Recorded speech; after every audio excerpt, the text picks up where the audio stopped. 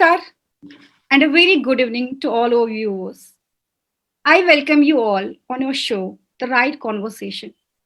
This channel, The Right News, although new in the market, yet we have started to cover milestones. We are trying to enlighten our viewers with the concrete and fruitful shows by reputed personalities of different specialities. Today, on this show, we have with us a great doctor of her repute. She needs no introduction as she has earned it. A master in her own field of gynecology and especially a cancer specialist. She has treated so many patients and freed them from the deadly disease they had. Today, we have Dr. Samita Bhatt with us in this show on the Right News. A very warm welcome to you, ma'am, on our show. Thank you. Thanks a lot. Thank you, Bhavna ji, for calling me like this. And thanks to all viewers and thanks to Rakesh ji and the team. Thanks to all. Thank you, ma'am. Our topic for today's conversation is women health, problems and solution. Today, we'll discuss common health issues faced by women. We'll try to know the reason of these issues, their symptoms, how to diagnose and how to treat them. ऐसे बहुत सारे health issues होते हैं जिनको हम address ही नहीं करते हैं और उनको लाइटली लेते हैं but on later stage they become severe issues we women should prioritize them and take care of ourselves. So let's talk about some of these issues today. We'll take your queries and questions towards the end of this program. Please stay with us. So, ma'am, let's start with a very common issue faced by most of the women. Yeah. I'm talking about PMS, premenstrual syndrome.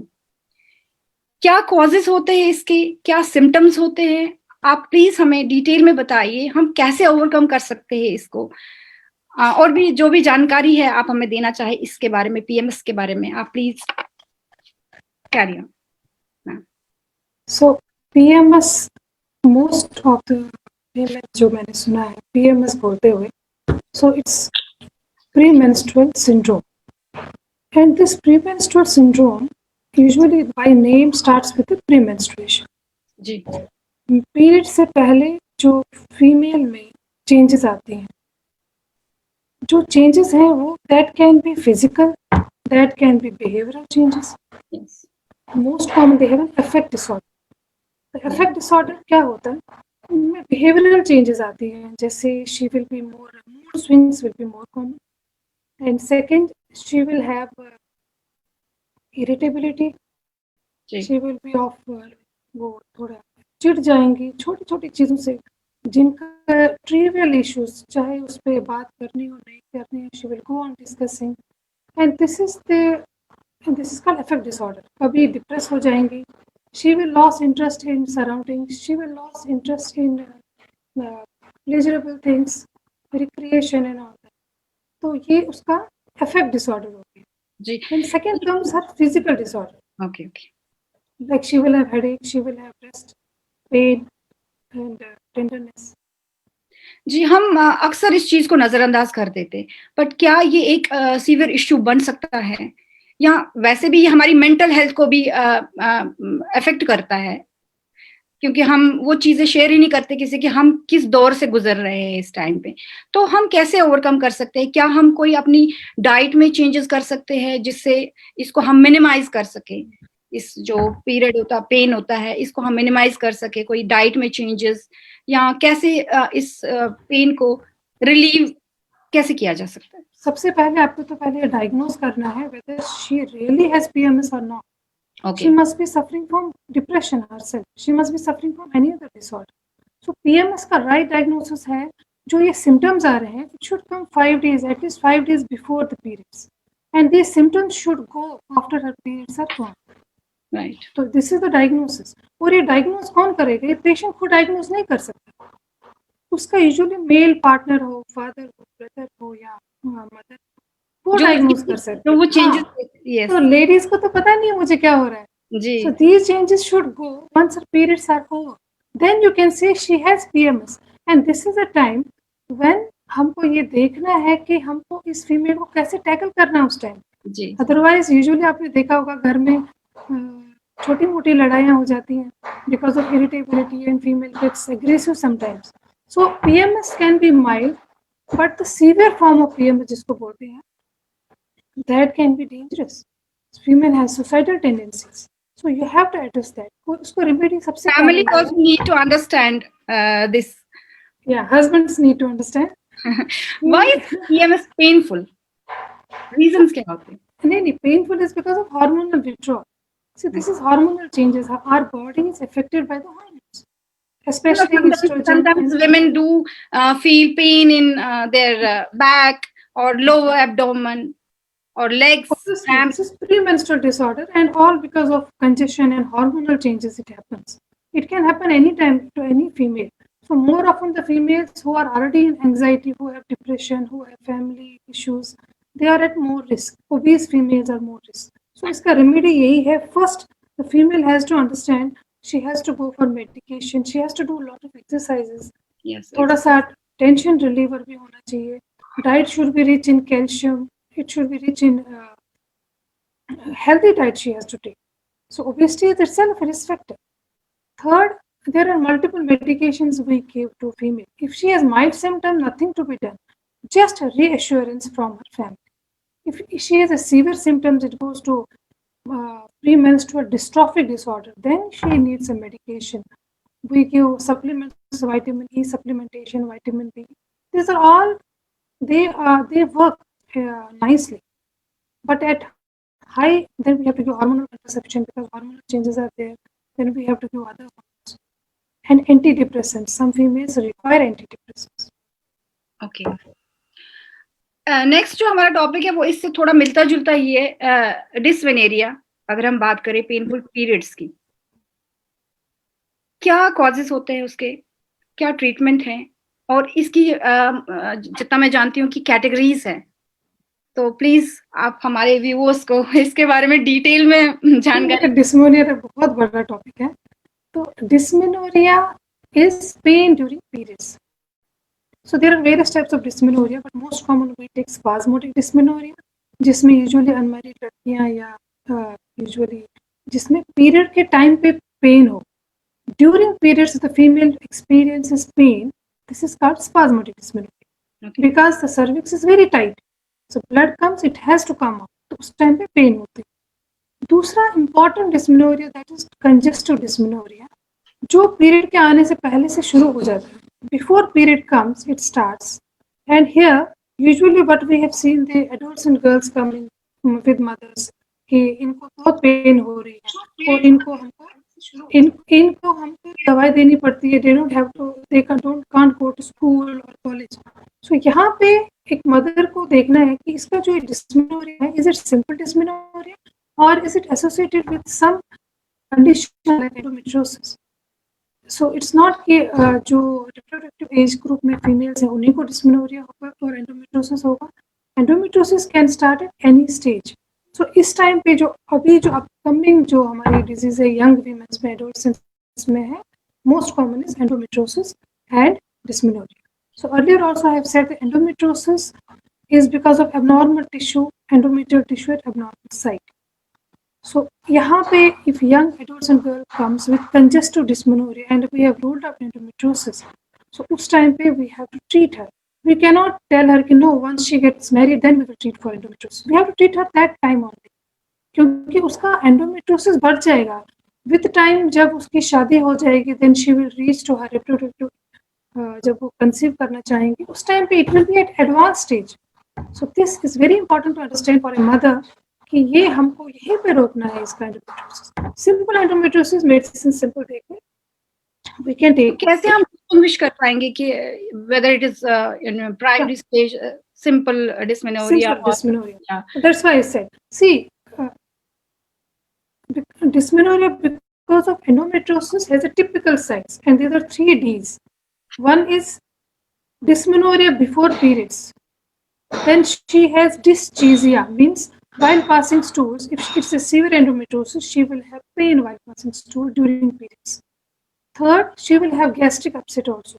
These females have gastric upset also if it is a severe form. And fourth, the female having dyspareunia. So, if I'm talking about adults and girls, they need to understand if the period before periods the pain starts and it ends after periods, it can be endometriosis. She has to seek medical advice. Spasmodic dysmenorrhea period के time पे ही होता है, तो उस time पे she can take any antispasm and anything else.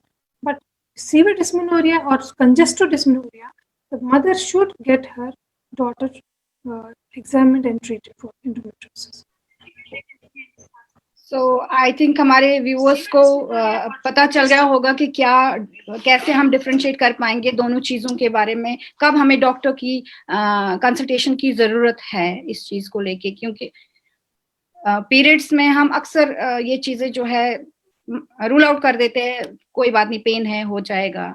तो मुझे लगता है कि सबको क्लियर हो गया होगा कि कब हमें डॉक्टर की जरूरत है. If I'm talking about endometriosis, it's not only dysmenorrhea it causes infertility also.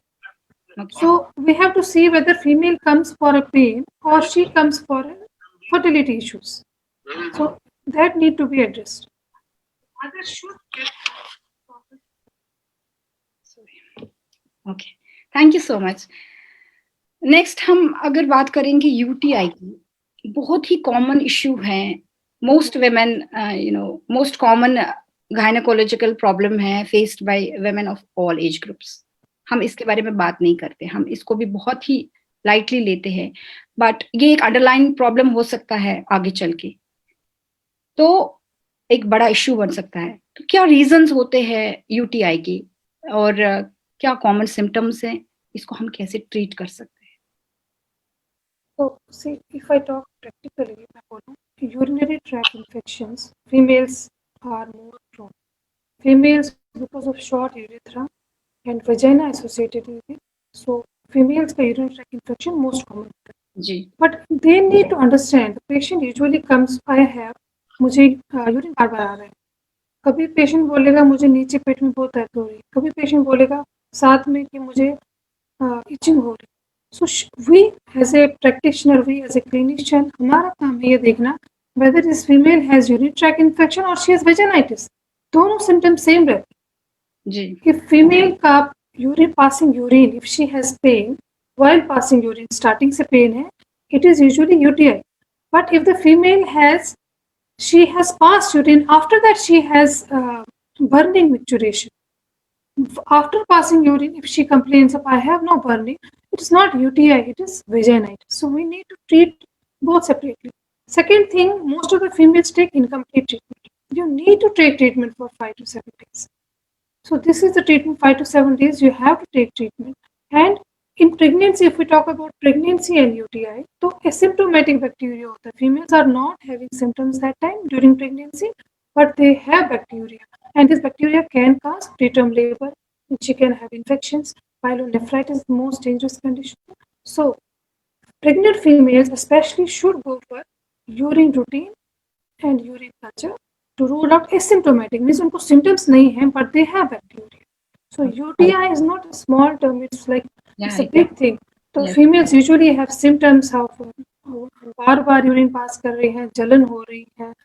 So females usually जो पेशेंट्स आते हैं उनको ये पता नहीं होता कि मुझे समझ नहीं आ रहा कुछ हो रहा है, तो वो कहते हैं बीच में इचिंग हो रही है, बीच में पानी चल रहा है, बीच में पेशाब में चलन. So that's why I stressed on this point कि अगर जब आप यूरिन पास कर रहे हैं उस टाइम आपको जलन हो रही है, it can be UTI. But if after passing urine you have जलन, it can be vaginitis. So don't take your treatment, don't take like incomplete treatment और रॉन्ग ट्रीटमेंट, बिकॉज आप लोग रेजिस्टेंट हो जाओगे उस मेडिसिन के.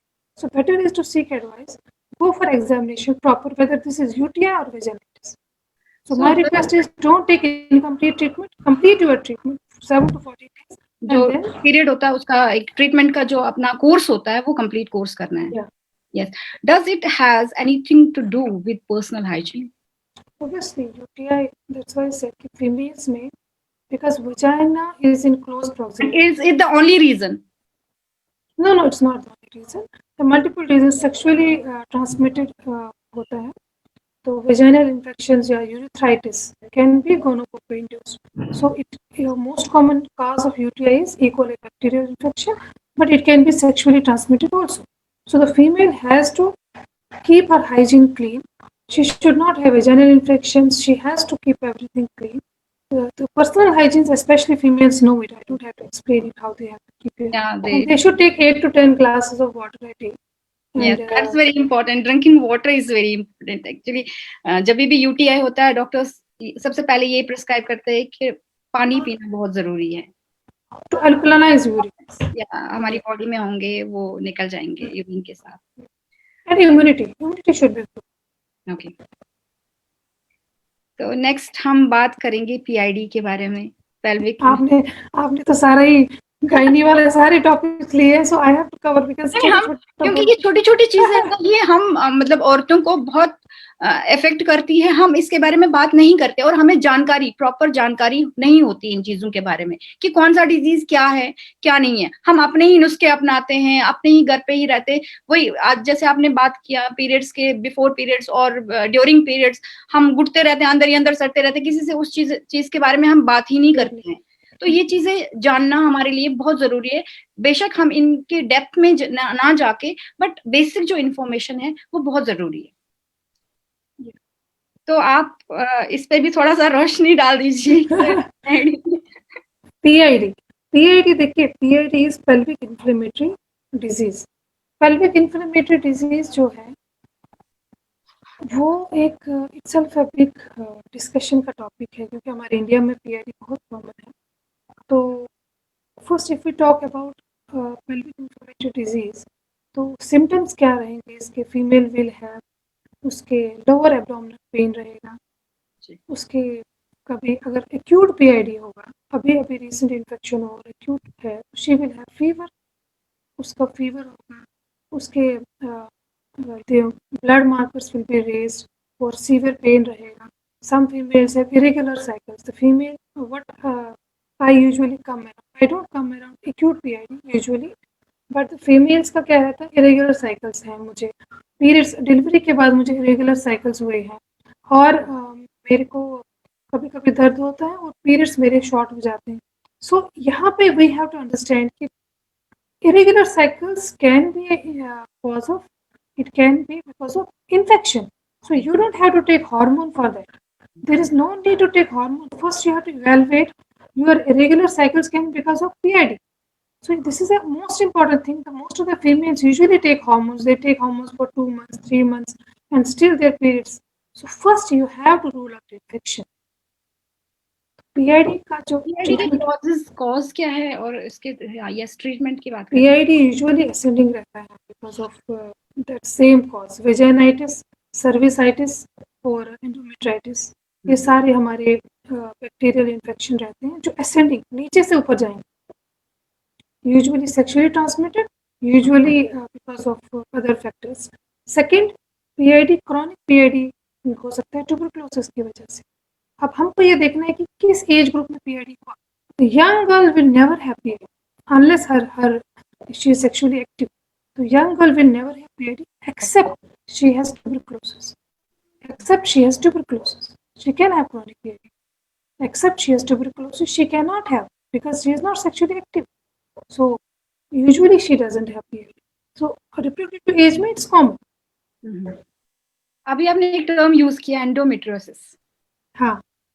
तो ये क्या है, कैसे हमें पता चलेगा कि एंडियो मतलब हम इन मतलब ये जो टर्म्स है आम लोगों के लिए, लेमैन के लिए ये टर्म्स बेशक बहुत अनकॉमन सी होती है. तो ये भी आप बता दीजिए कि एंडोमेट्रियोसिस है क्या चीज और जैसे पीआईडी एंडोमेट्रियोसिस कैसे डिफरेंट है, क्या रिलेशन है, क्या कैसे डिफरेंट है. PID is different from endometriosis. PID is infection, simple infection. She will have pain, recurrent pain.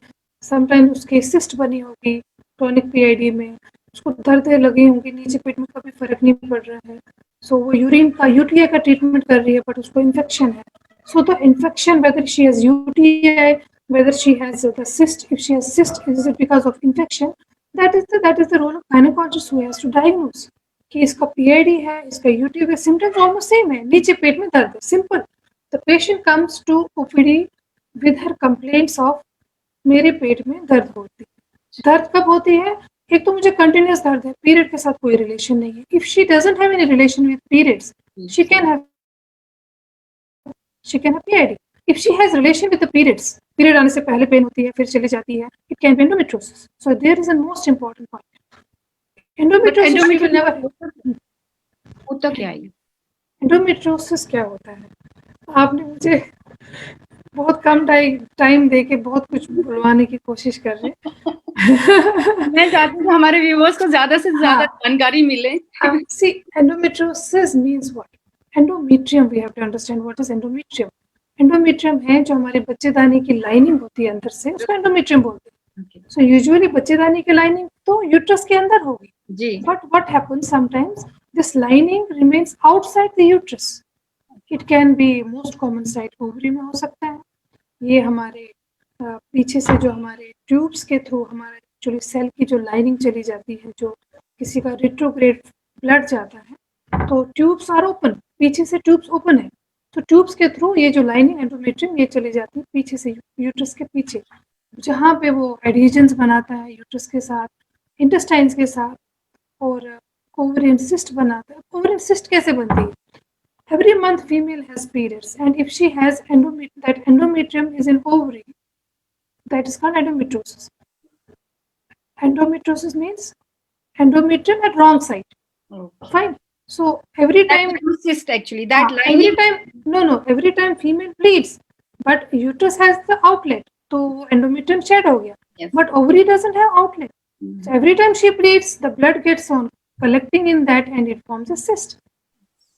So it doesn't have जानना हमारे लिए कितना जरूरी था। That's why it has pain, because it is stretching day by day. Every month it's stretching. It's capsule जो ovary का capsule रहता है वो स्ट्रेच हो रहा है, तो that's why वहाँ पे पेन रहता है। एक टॉपिक हम लेना चाहेंगे PCOS, पॉलीसिस्टिक ओवेरियन सिंड्रोम, और हम आज ये जानने की कोशिश करेंगे कि PCOS, PCOD क्या ये दो चीजें डिफरेंट हैं या ये एक ही डिजीज और जो whatever we call it same thing है? See, PCOD is a polycystic ovarian disease. पहले तो आपको ये जब समझना है कि पहले PCO भी एक टर्म है, polycystic ovaries.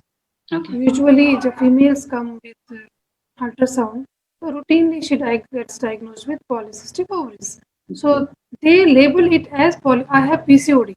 So it's not PCOD. Polycystic ovaries are different.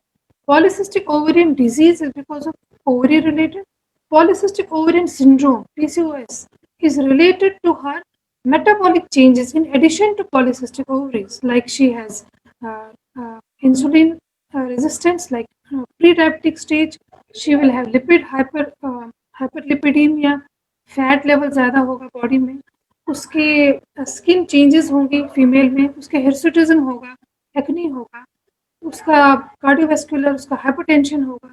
So polycystic ovarian syndrome is a big syndrome और it's called because of metabolic changes. हमारी बॉडी में डिस्लिपिडीमिया हो रहा है, हाइपरटेंशन हो रहा है, all because of these PCOS triggers, diabetes, infertility, or acne problem, or loss of hair.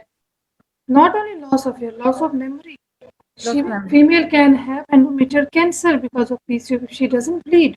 So PCOS, if we divide it into the adolescent age, and we have to divide it into two groups, reproductive age and adolescence. Most of the females now coming with PCOS, PCOD, and usually जो young girls, it's for actually young girls what I am talking about right now.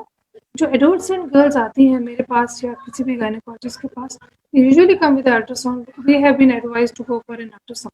See, understand, PCOD is not an only ultrasound diagnosis. It should have other clinical or biochemical markers associated with it. So only ultrasound देख के we should never treat her on PCOD basis. तो देख के ultrasound की इसको polycystic changes लिखना, that doesn't mean polycystic change because of obesity. When the female has more obese, she is obese, तो उसके बॉडी में जो testosterone gets converted into estrogen, and हमारा एक LH हार्मोन होता है जो because of that it becomes cystic. So that doesn't mean कि उसका PCOD है. PCOD is a group of conditions. It should have those criteria. There are certain criteria associated with. Then you can label that girl or female as PCOD. The polycystic ovaries can be because of obesity. So she has to understand. She doesn't have to jump on treatment. She has to understand the cause. Most of the females, young adolescent females, because of lack of exercise, lack of physical activity, they develop polycystic changes in the ovaries. So the crux is physical exercise is very important for all the women. The first treatment for PCO, understand, this is the first treatment to reduce at least 5 kg of weight. To start the treatment of PCO. PCO is not, see, we give hormones and we give so many medicines are available. Every female knows कि मेरे को ये दवाई दिया 3 महीने दिया 6 महीने दिया. The basic problem is her obesity. Her fat cells are converting more hormones. That's why she's not getting periods also. And she has to understand that taking hormones will help her temporary, but permanent treatment is weight reduction. So if a girl is not fat or obese, does that mean कि PCOS या PCOD होने के chances कम होते हैं? नहीं. PCOS can be in obese also. PCOS can be in patla female also. Thin and lean female can also have PCOS. We have to diagnose that rightly, and the treatment should be based on her what she wants. If she wants, her periods are not coming, so we have to make her understand कि आपका 1 साल में 4 बार period आ जाना चाहिए. So she has to take withdrawal treatment for that. 2 months period नहीं है, 3 months withdrawal is very important for that female because उसका जो endometrial lining thick हो जाएगा. That's a risk for her future endometrial cancer, uterine cancer. So she has to go for withdrawal every 2 or 3 months. At least 1 साल में 4 बार उसको periods लाने ही ना. It has any impact on pregnancy also? Yeah, it causes delayed conception, subfertility, infertility. So that is treatable. That can be treated by giving hormones. Correcting basic pathology has to be corrected. Thank you so The much. hormone is not only the treatment for PCOS. That's I wanted to say because most of the patients or young girls come and they say because in my ultrasound there is an polycystic ovaries. So I am getting treatment for the last 6 months and still I am not bleeding. So she has to understand her body physique. First, second, PCOS has a relation with the dyslipidemia. Her lipid profile we have to do. Her blood sugars, family history of diabetes should be ruled out. And if she has pre-diabetic or GTT, we do blood sugar test. And if it is positive, we have to treat her on basis of diabetes. Like not on diabetes, we have to treat her accordingly. Thank you so much इतनी सारी जानकारी हमें देने के लिए. We get confused between cyst and tumor. I want to know cyst, tumor कैसे different है? See, any overgrowth is tumor. Okay. This tumor can be cystic, this tumor can be solid. This tumor means what? Tumor means overgrowth of cells. If the overgrowth of cells is in cyst form means उसमें पानी है, liquid है, it becomes cyst. And if it is solid, it is solid tumor. But the difference, what question you are asking, I understood that question, whether it is malignant or it is the cyst, tumor है, मतलब malignant है, ये benign है. So you wanted to say that. देखो हम वैसे भी cyst और ट्यूमर ही मेलानाइन या बिनाइन हो सकता है या सिस्ट भी होता है. Yes, cyst can see tumor can be in form of cyst also. No, you have to rule out कि ये cyst benign है कि ये cyst malignant है. उसके लिए सबसे पहले हमको ये देखना है to all females कि उसका एज ग्रुप क्या है और उसने कितना साइज का सिस्ट है. सिस्ट के कैरेक्टरिस्टिक क्या है अल्ट्रासाउंड पे, बेसिक उसका अल्ट्रासाउंड करा तो उसके कैरेक्टरिस्टिक सिस्ट के क्या है. Is it a simple cyst? No need to worry. If it is a complex cyst, what kind of complex cyst? It can be endometriotic cyst, it can be luteal phase cyst. Tumour के अलग characteristic होते हैं. Tumour का जो characteristic होता है that is associated with other factors also. CA-125 levels are raised in malignant more common, but understand that is a myth that I have seen here कि CA-125 levels can be raised in benign tumors also. Fibroid में raise हो सकता है, endometriosis में raise होता है, PID में CA-125 raise होता है. तो यूजुअली जो फीमेल्स आती हैं वो रो के आती है कि मेरा CA-125 रेज है. Yes, CA-125 हाँ CA-125 yeah CA-125 can be raised. It's not a specific marker. तो But इसके और भी रीजंस हो सकते हैं, हमें घबराने की कोई जरूरत नहीं। कोई जरूरत नहीं है, हमको सिस्ट को पहले देखना है किस एज ग्रुप में। Most of the females what they do, they go for an ultrasound before periods. They should never go for an ultrasound before periods. They should always, if they wanted to go for an ultrasound for cyst or something, they should do it after periods. Periods से पहले most of the functional cysts are there, and it usually goes after periods. So you should never do before periods. After periods you should do. Second, you have to see if it is a malignant cyst. It's never painful. Malignant cyst, tumor जिसका होता है, that is not painful. This is the most important thing to understand. जो pen होगा वो tumour का नहीं हो, unless it is very high कि बाकी ऑर्गन्स में जा रहे हैं। Malignant tumor cyst is never painful unless it has hemorrhage or torsion. तो पेन अगर है तो डरने की बात नहीं है कि मुझे ट्यूमर हो गया है। तो सिस्ट का एक कैरेक्टर सिंपल अल्ट्रासाउंड में पता चलता है और उसके अदर फैक्टर्स देखने हाँ, सिस्ट, ट्यूमर, फेब्रॉइड, ये चीजें हमें अक्सर होती है। यस, फेब्रॉइड के बारे में हम जानना चाहेंगे कि ये सिर्फ यूट्रस से ही रिलेटेड है। जब हम फेब्रॉइड की बात करते हैं तो फेब्रॉइड यूट्रस से ही रिलेटेड है क्या ये भी ऑर्गन्स और बाकी जैसे ओवरी, फैलोपियन ट्यूब्स वगैरह उनमें हो सकता है, या fibroid is a muscular tumour, benign tumour most likely. ये मसल्स का होता है। यूट्राइन की जो मसल्स होती हैं, it's tumour of that muscle, but it can be in the cervix also, which is cervical fibroid. Fibroid का दूसरा फॉर्म ब्रेस्ट में भी फाइब्रोएडेनोमा रहता है। सो मोस्ट कॉमन जो ये फाइब्रॉइड्स हैं ये यूजुअली बिनाइन रहते हैं। और ये बनते कैसे, how do they occur? Because of the cellular changes, because overgrowth, cells का ओवरग्रोथ हो रहा है। Why? there are some changes because certain conditions are genetically depressed, some certain conditions जो tumor इसकी रहती हैं, there is some hormonal overgrowth। earlier it used to be say कि estrogen excess की वजह से होता है fibroid, but अब वो concept change हुआ, progesterone can also cause overgrowth of cells। जो cells uterus की हैं वो ओवरग्रो करती हैं, स्पेशली जो इनफर्टाइल फीमेल्स होती हैं, जो जिनका लेट कंसीव होता है, मैं भी, क्योंकि यूट्रस को कुछ ना कुछ तो यूट्रस में रखना ही है। Uterus is meant for baby. If the baby is not in the uterus, something has to come in the uterus. So usually what happens by, we can say by nature, or it cells overgrow and it leads to formation of a small tumor, and it overgrows. Anything to do with the lifestyle of a woman? Obviously, obese females. Again, fibroid का usually obese females, but it can be in any female. It's not like, but जैसे कोई organ है, जैसे gallbladder है, stone आएगा ही आएगा because of your lifestyle. Appendix, these are all things that are meant for these things. But if the female is usually thin, lean, her उसका uterus का जो lining, actually what we see, जो hormonal impact होता है वो uterus के अंदर से जो endometrial lining है उस पे होता है। So अगर she is bleeding every monthly, or she has regular cycles, and she has conceived, she has 2 or 3 children, the risk of fibroid is very less. yes. Formation of fibroid is very less. So how is it cured? Is it curable or it's usually removed? No. See, what I suggest and what I tell my patients also, removing uterus is not an option for treating any condition.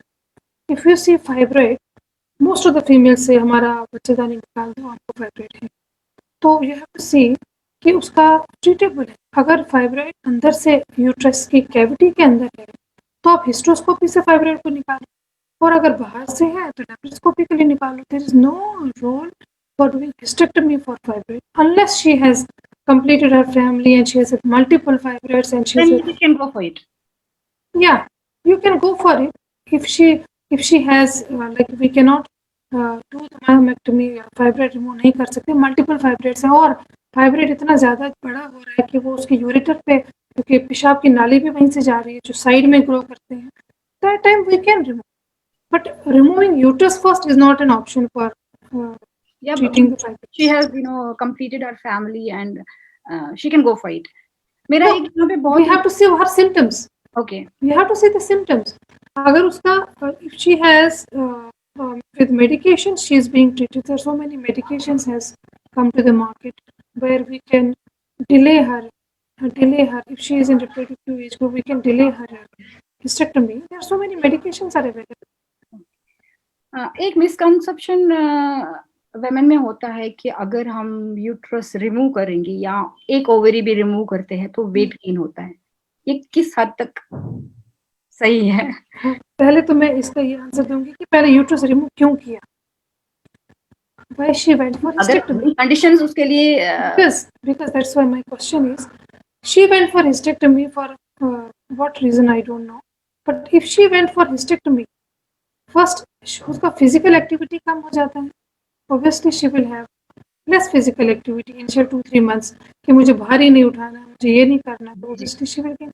Second, she went in surgical menopause, उसने अपने आप को prematurely menopause कर लिया. So the menopause में weight gain is because of lack of estrogen, causing lack of physical activity. उसका body का जो हार्मोनल ग्रोथ, हार्मोनल चेंज हो गया, उसका सडन विड्रॉल ऑफ एस्ट्रोजन हो गया. शी नीड टू अंडरस्टैंड कि मेरा यूट्रस निकालने, प्रीमेच्योर यूट्रस अब आपने निकाला, मतलब आप टाइम से पहले यूट्रस निकाल रही, मेनोपॉज जाने से पहले ही, तो आपका जो हार्मोन था ओवरीज का वो चला गया, आपका जो सपोर्ट था बॉडी का, आपका सपोर्ट आपके बोन्स का था, आपके जॉइंट का जो सपोर्ट था वो भी चला गया, तो आपका फिजिकल एक्टिविटी कम हो गया. एंड एस्ट्रोजन डेफिशिएंसी से लिपिड चेंजेस आती हैं, लिपिड प्रोफाइल में चेंज आता है, फैट चेंजेस आती हैं, but it's not associated with weight gain because of her lack of activity. तभी मैंने आपको कि ये शायद मिसकंसेप्शन है कि हम ओवरी, क्योंकि मैं खुद इस दौर से गुजर चुकी हूँ, ovary removal, but I haven't seen any weight gain. मुझे लगता है कि अगर हम बैलेंस डाइट और एक्सरसाइज और ये सब चीजों का ध्यान रखेंगे तो ये चीजें हमें इफेक्ट नहीं करेंगी. सी women has to understand if she naturally goes in menopause, तो उसका जो एक ट्रांजिशन पीरियड आता है 4 years बिफोर menopause, उस टाइम से अगर वो अपना ट्रीटमेंट, आपका लाइफस्टाइल, उसका डाइट इंप्रूव करेगी, she will not have these symptoms, she will never have these symptoms. तो she has to start in her perimenopausal age में उसका ट्रीटमेंट शुरू करना है, so that she will not have multiple menopausal symptoms जो उनके रहते हैं. ये अब हम बात करेंगे आपके फेशियल एक्सप्रेशन से लग रहा था कि आप नेक्स्ट क्वेश्चन यही था. Menopausal phase, menopausal and then post menopausal phase, ये बहुत ही इंपॉर्टेंट स्टेजेस होती है हमारी लाइफ की, तो हमें इसको जानना बहुत जरूरी है. हम अक्सर क्या करते हैं कि प्री मेनोपॉजल, बट एक्चुअली वो शायद पेरीमेनोपॉजल फेज होता है, जो ये सब चीजें, पीरियड्स कम होना शुरू हो जाता है, या ये सिम्टम्स जो होते हैं, हम मतलब इरिटेशन हो जाता है, या हॉट फ्लैशेस बहुत कॉमन होता है. इसमें भी वेट गेन होता है कहीं ना कहीं, या लॉस ऑफ हेयर, इंसोमेनिया. तो इनके बारे में हमें आप प्लीज बताइए.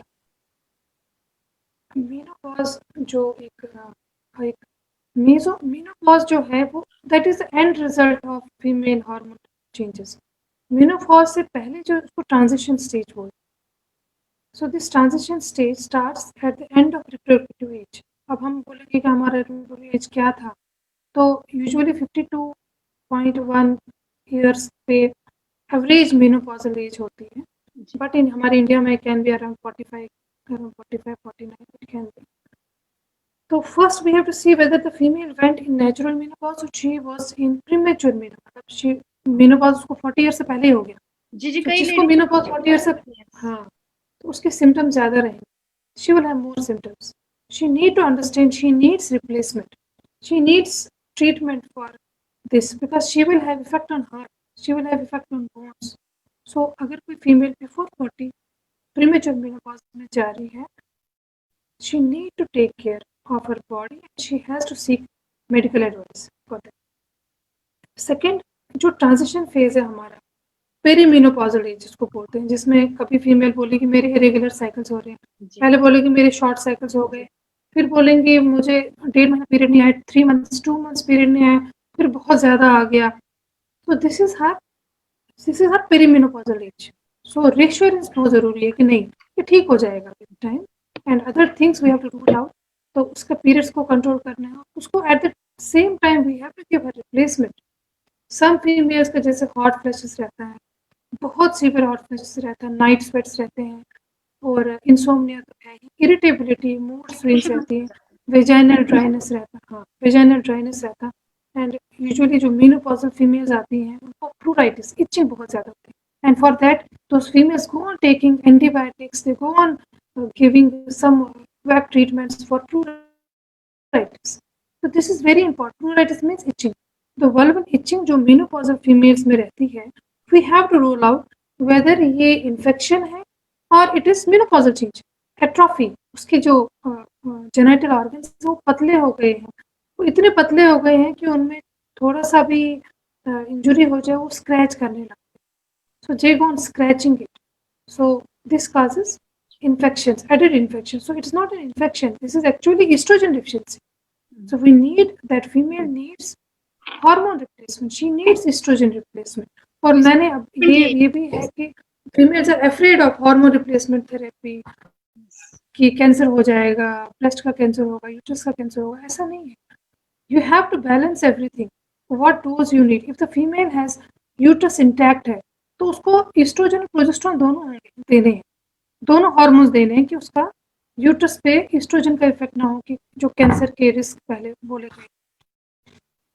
बट अगर जिसका यूट्रस रिमूव है उसको एस्ट्रोजन आराम से दे सकते हैं, उसका तो यूट्रस है ही नहीं, तो how can she have uterine. But we have to balance breast cancer also.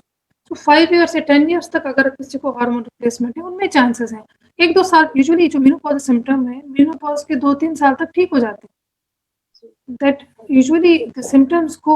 That time you need replacement. 2-3 years giving hormone replacement doesn't have any effect on breast or uterine cancer. Usually जो myth है लोगों में, और जो एक study भी आई थी बीच में, but ऐसा नहीं है. We have to balance. We have to go for an annual mammogram. We have to go for uterine lining thickness. So ये सारी चीजें अभी इस टाइम पे so many patients, my patients are on hormone replacement. They are living their life comfortably. That vaginal itching, that whiteness, vaginal जो skin color discoloration हो जाता है उनका, वो सारा they are quite comfortable. So जब ये women इस पेरी मेनोपॉजल फेज में होती है, मुझे जो पर्सनल फील होता है कि उसको मतलब जो, क्योंकि वो इस स्टेज पे होती है कि उसकी फैमिली, जैसे बच्चे बड़े हो गए होते, वो निकल गए होते, शी फील्स अलोन, और वो डिप्रेशन का एक रीजन बन जाता है. तो उसको इस स्टेज पे बहुत प्यार और केयर की जरूरत होती है. तो ये with every females female needs care every time. It's not only menopausal age or period. यहाँ पे ज्यादा होती है इस टाइम पे. You are working, बहुत लोनली फील करती है, क्योंकि उसकी जो प्रॉब्लम्स है वो कोई समझता ही नहीं समझता है. Pre menopausal pre menstrual phase में भी तो वही फेज हो गया ना. प्री मेंस्ट्रुअल फेज में भी उसको सपोर्ट की जरूरत होती है. वो एक छोटे पीरियड के लिए होता है, यहाँ पे वो एक लंबा पीरियड होता है, वहाँ पे कुछ डेज की बात होती है. जब हम प्री तब थोड़ा सा पीरियड के लिए होता है, 3-4-5 दिन के लिए होता है. बट यहाँ पे एक फेज होता है, कुछ साल होते हैं, 4-5 जितना पीरियड होता है.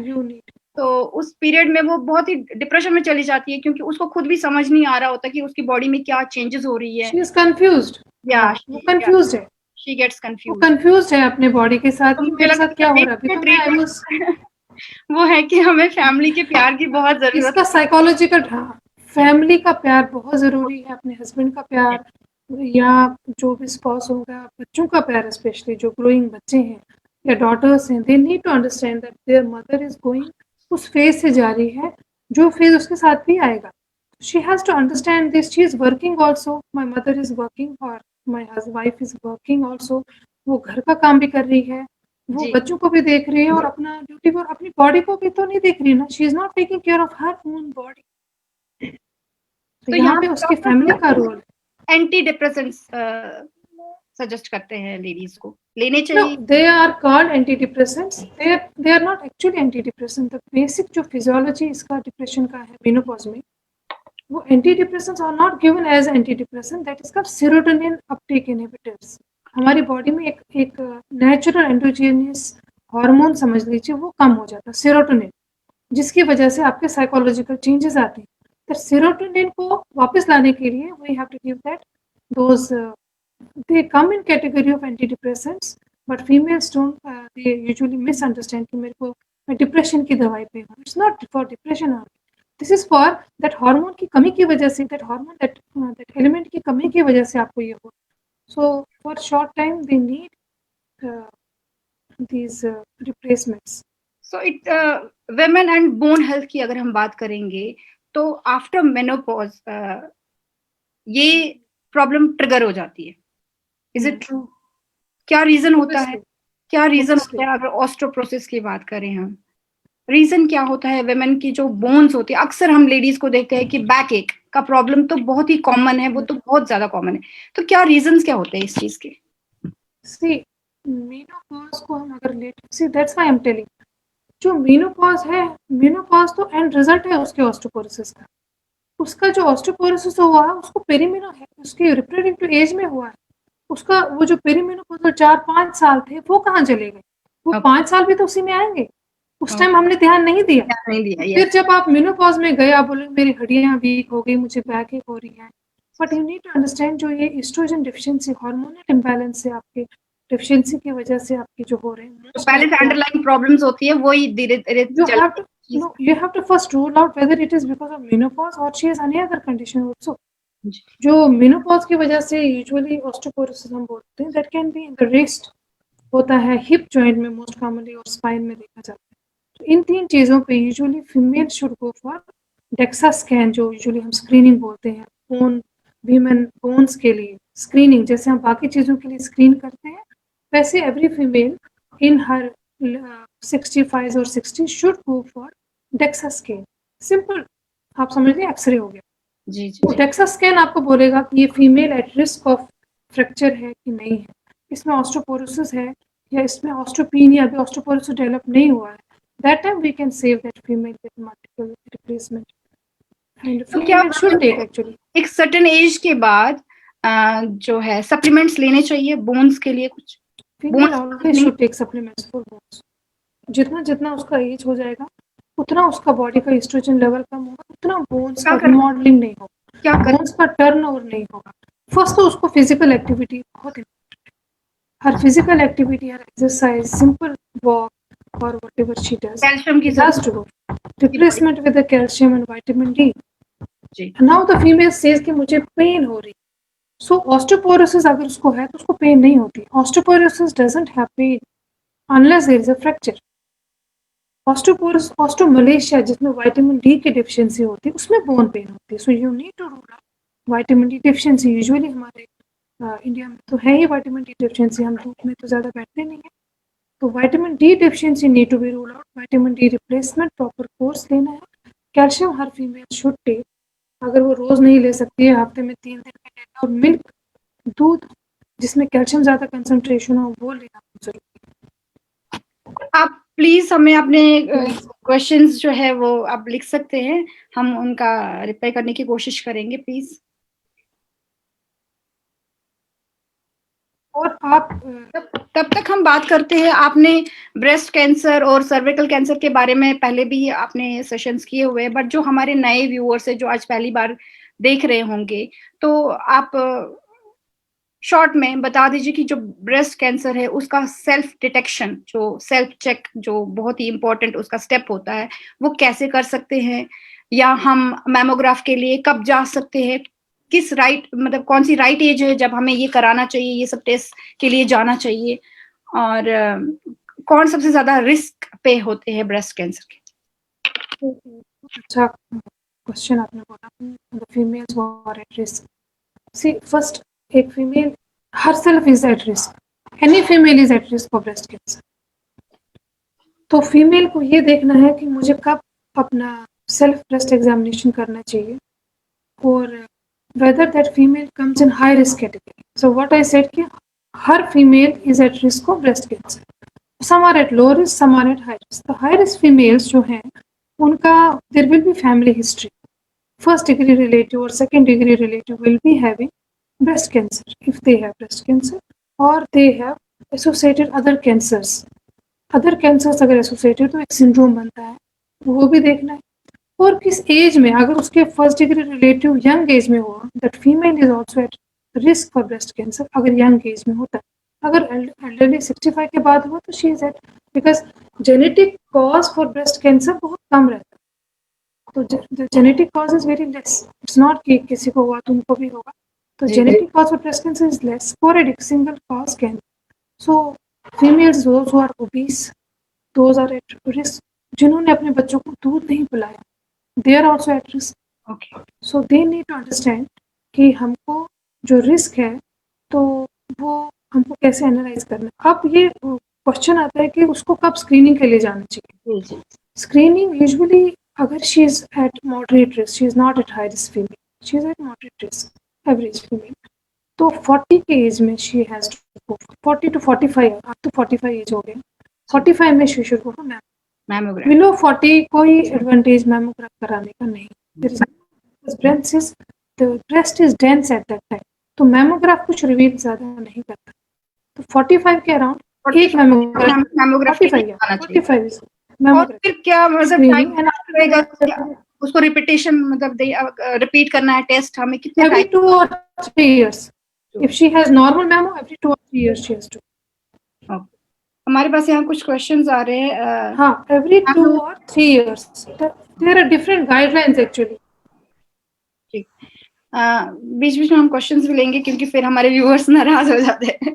शानू प्रवीण भास्कर का क्वेश्चन है, how can it like if we are in pre menopausal और menopause pausal phase because the age varies from person to person.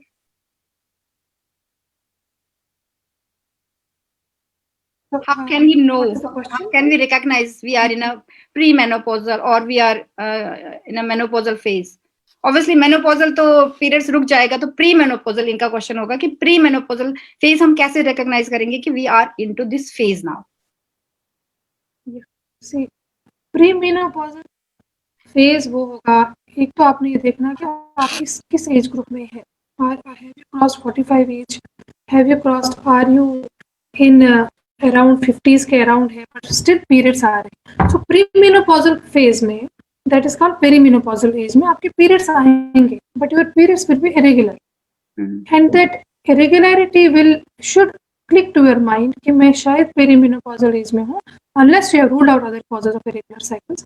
Second, आपके बॉडी में कभी कभी हॉट फ्लैश लगेगा, कभी आपको लगेगा irritability, same that we have discuss, mood changes will be there, हमने डिस्कस किया है। हाँ, sometimes you will face fluctuations in your mood, कभी आप खुश होंगे, कभी आप किसी आदमी से बात कर रहे हैं, किसी इंसान से बात कर रहे हैं, हाँ, कभी आप नहीं कर रहे हैं उसके साथ, तो यू शुड अंडरस्टैंड योरसेल्फ कि मेरा कुछ गड़बड़ चल रहा है, there is some issues with me, और आप बहुत ज्यादा इमोशनल हो रहे हैं, कभी आप बहुत ज्यादा इमोशनल हो रहे हैं और कभी आप रोने लग रहे हैं और कभी आप इतने खुश हो रहे हैं, तो you have to understand. Second, you need to understand कि मेरा अब जो पेरीमेनोपॉजल एज है, तो understanding perimenopausal is very important then understanding menopausal age. So this time Shanu ji, you have to, menopause तो ऑब्वियस है, वो तो ऑब्वियस फेज है, तो पता चल। नहीं, मेनोपॉज आपका कब होता है? The female having period stop हुए 2 महीने से, she is not in menopause. If the female का पीरियड 1 साल तक, 12 months तक बंद है, she is not menstruating from the last 12 months and it's continuing, then we can label that female as menopause. तब तक वो पेरीमेनोपॉजल एज में, कभी 6 months में पीरियड आएंगे, कभी 3 months में आएंगे, she is not in that menopause. So इस स्टेज पे she need replacement, calcium supplementation, soybean, they should take more of soybean type foods, isoflavone जिसमें होता है, एंड मार्केट में भी अवेलेबल है isoflavones. तो हम अपनी डाइट में या एडिशन डाइट में change. Obesity is a risk factor for hot flashes also. Obesity is also a risk factor. She need to take care of her body fat. अपना डाइट मॉडिफिकेशन करना है, dieting करनी भी है, diet modification करेंगे, regular exercises करेंगे, and that female will feel that her menopause जो उसका एज आएगा बहुत स्मूथ जाएगा। जी, इनका दूसरा क्वेश्चन जो वो हमारे टॉपिक से रिलेटेड है, मैं भी यही क्वेश्चन पूछने वाली थी। Kindly share some tips like how to detect cervical issues, adenomyosis, मुझे ज्यादा ये टर्म्स एडिनोमायोसिस, ओके, कैसे हम डिटेक्ट कर सकते हैं कि सर्विकल कैंसर है? तो सर्विकल जो कैंसर है, यूजुअली ये ऐसा कैंसर है जो आप 100% प्रिवेंट कर सकते हैं by your knowledge. You should have knowledge कि मुझे कैसे इसके बारे में समझना है, क्या सोचना है। ये एक कैंसर है जिसकी इतनी लंबी स्टेज आती है, कैंसर डेवलप होने से पहले इसकी इतनी स्टेजेस हैं कि हम कभी भी इसको पकड़ सकते हैं। Now the female says मुझे कैसे पता चलेगा? That's why these females, every female should go for screening.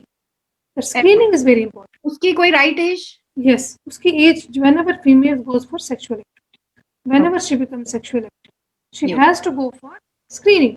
अब आजकल जो सर्वाइकल कैंसर मुक्त भारत का भी अभियान चल रहा है, जिसमें हम लोग अभी Vaccination. कैंप्स, हाँ, वैक्सीनेशन के कैंप्स भी हैं, 90 70 90 का जो अभी चला है, उसमें स्क्रीनिंग और वैक्सीनेशन और ट्रीटमेंट पे हम कंसंट्रेट कर रहे हैं इस साल।